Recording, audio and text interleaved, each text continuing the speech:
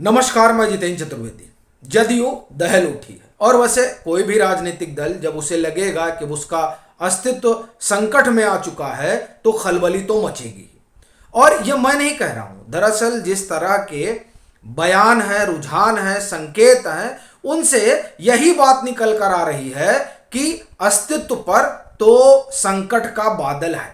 अभी सुशील मोदी का आप बयान देखिए, वो कह रहे हैं कि जदयू के कई विधायक भाजपा के संपर्क में हैं, मतलब जदयू टूट रही है। तो अब टूटने का सीधा सा अर्थ यह है कि पार्टी कमजोर हो रही है। वैसे भी इससे इतर इसे खारिज कर देते हैं और आते हैं नीतीश कुमार के उस बयान पर और जदयू के उस बयान पर, जिससे यह बात निकल कर आई कि दरअसल उनकी पार्टी को कमजोर करने की कवायद हो रही थी।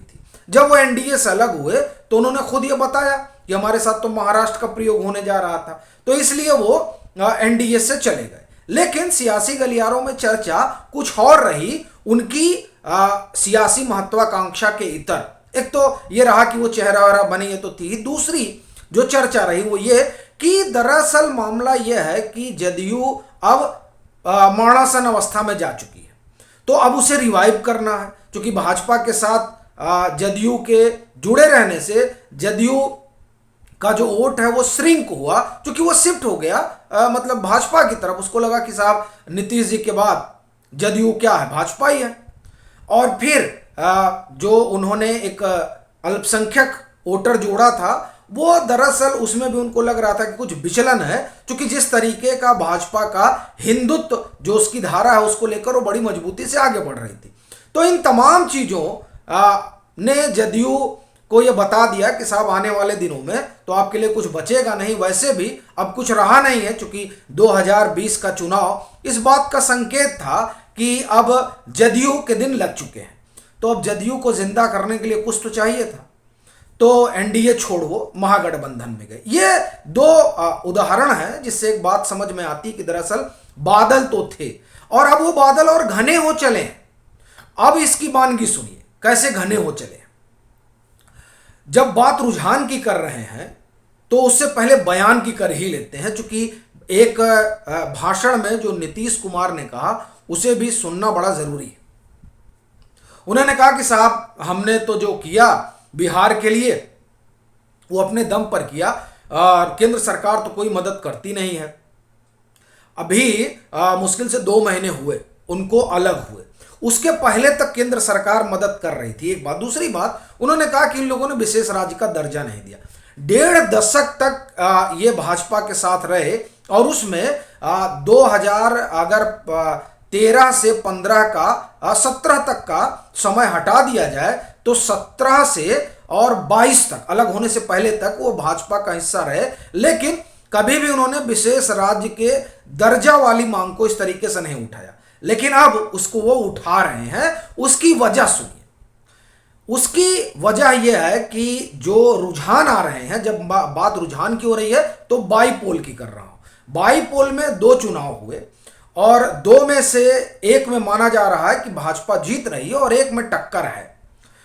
अब जब ये चुनाव प्रचार के लिए नहीं गए तो कहा गया कि नहीं, ये जदयू की अपनी स्ट्रेटजी है, क्योंकि जदयू को इस बात का डर सता रहा है। ये चर्चा थी, ये मैं नहीं कह रहा हूं कि मैं कह रहा हूं, इस तरीके की चर्चा थी कि जदयू को इस बात का डर है कि अगर दोनों राजद जीत जाएगी तो जदयू के लिए समस्या खड़ी हो जाएगी। लेकिन अब चर्चा उलट हो गई है। भाजपा अगर वो जो कहा जा रहा है कि एक सीट वो जीत रही है, उसके जीतने का मतलब सीधा है कि जदयू पर एक बार फिर से संकट मंडराने लगेगा। कैसे? सबसे बड़ी चीज तो ये हुआ था कि नहीं साहब अब तो ये 2 गठजोड़ मिल गए, अब महाब्रांडिंग होगी और उस ब्रांडिंग के जरिए भाजपा को हिलाकर उखाड़ पछाड़ दिया जाएगा। लेकिन अब अगर भाजपा जीत रही है, जो रुझान है, मैं नहीं कह रहा हूं कि नतीजे आ गए, वो तो 6 नवंबर को आएंगे, लेकिन अगर भाजपा जीत रही है तो स्वाभाविक तौर पर ये नीतीश कुमार के लिए चिंता का विषय है। राजद के लिए चिंता का सबब नहीं है, क्योंकि राजद तो रिवाइव हो चुकी है और अभी की जो परिस्थितियां हैं उसमें आने वाले दिनों में बिहार में जो लड़ाई होगी वो भाजपा बनाम राजद होगी। तो समस्या राजद के लिए नहीं है, जदयू के लिए खड़ी हो रही है। क्योंकि एक तो जदयू के जो मुखिया हैं वो जानबूझकर नहीं गए, एक तो ये धारणा। दूसरी जो बड़ी चीज है वो ये कि आपने महागठबंधन भी बनाया, फिर भी आप जो है चुनाव नहीं निकाल पा रहे हैं। तो ऐसी स्थिति में ये जो चर्चा चल रही है ना कि विलय होगा, तो राजद क्यों विलय करेगा जदयू के साथ, जबकि वो यह देख रहा है कि अब इनका जो राजनीतिक वजूद है वो इस तरीके का नहीं रहा जिसके जरिए हमें कुछ हासिल हो पाए। क्योंकि अगर कुछ हासिल हो पाता तो कम से कम ये जो रुझान है वो रुझान तो अलग आते, और उस रुझान में ये होता कि नहीं दोनों सीट राजद लेके जा रही है। तो एक तो बड़ी चीज ये है कि फिर ये जिस विलय की चर्चा हो रही वो क्यों ही होगा, एक बात। दूसरी बात, भाजपा क्यों ही जाएगी फिर जदयू के साथ, भले ही जीतन राम मांझी कह रहे हो, और बीच में जब वो एक चर्चा छिड़ी थी उलटने पलटने वाली, तो अगर ऐसी कोई संभावना बनती है तो भाजपा क्यों तैयार होगी जब वो अकेले दम पर दौड़ सकती है।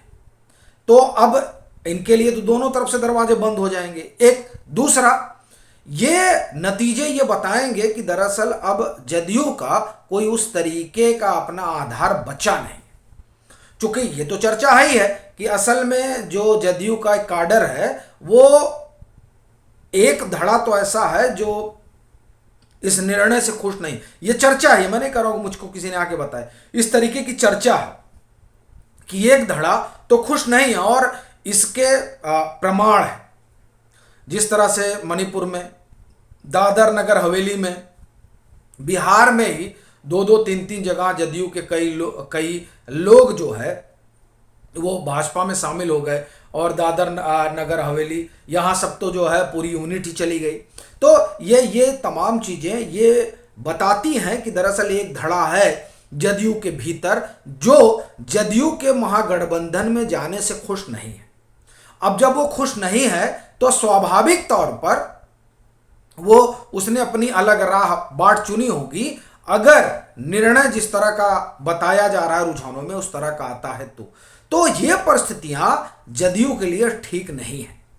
और बड़ी चीज अब एक और भी हो गई है कि जब आप उपचुनाव नहीं निकाल सकते इतना भारी कॉम्बिनेशन बनने के बाद, जबकि जब ये महागठबंधन बना था तो बड़े जोर शोर से ये बात उठाई गई थी कि अब तो साहब ये जो महागठबंधन बना है इस प्रयोग के जरिए बिहार से भाजपा को बाहर किया गया है। अब ये जो बाहर किया गया बिहार से, अब यही चीज पूरे राष्ट्रीय स्तर पर होगी, क्योंकि बिहार में 40 सीटें हैं, झारखंड में 14 और ये 54 सीटें हैं। और फिर आप उत्तर प्रदेश में चले आइए, उत्तर प्रदेश में नीतीश जी की आबादी 8% है। फिर आप चले जाइए वहां से मध्य प्रदेश चले जाइए और छत्तीसगढ़ चले जाइए, फिर वहां से होते हुए आप तेलंगाना वगैरह चले आइए, और इस ये जो नीतीश जी की बिरादरी ये पूरा उनके नाम पर लामबंद हो जाएगी, ये तमाम चर्चा खूब हुई थी।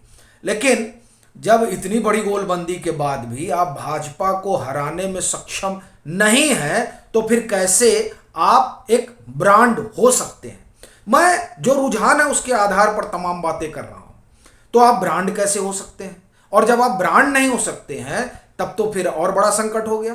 क्योंकि जदयू ने तो बजाबते महागठबंधन का हिस्सा बनते ही बैनर पोस्टर चिपका दिए थे कि मन की नहीं काम की बात, बिहार देखा है देश देखेगा, और एक उपचुनाव नहीं निकल रहा है अपने ही इलाके में, और वो भी तब जबकि माना जा रहा है कि ये कॉम्बिनेशन डेडली है, और उस डेडली कॉम्बिनेशन में रुझान में डेड हो जा रहे हैं, और अगर परिणाम में डेड हो गए तब क्या होगा।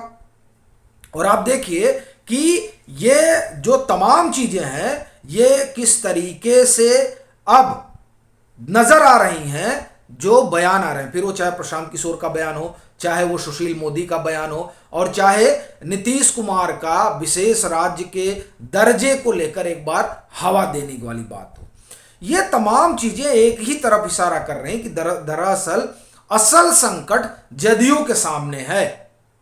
चूंकि ये जो लिटमस टेस्ट है ये राजद का नहीं है, ये जदयू का है, जो ये कहता है कि साहब चेहरा तो एक ही है नीतीश जी, और उन्हीं के चेहरे पर सब कुछ चलता है। अब अगर चेहरा वही है तो ये चुनाव जीतना चाहिए, और अगर रुझानों की माने और अपनी सीट भाजपा जदयू से अलग होने के बाद और महागठबंधन के आकार में आने के बाद जीत कर आती है तो इसका अर्थ ये हो जाएगा कि चेहरा तो वो है नहीं।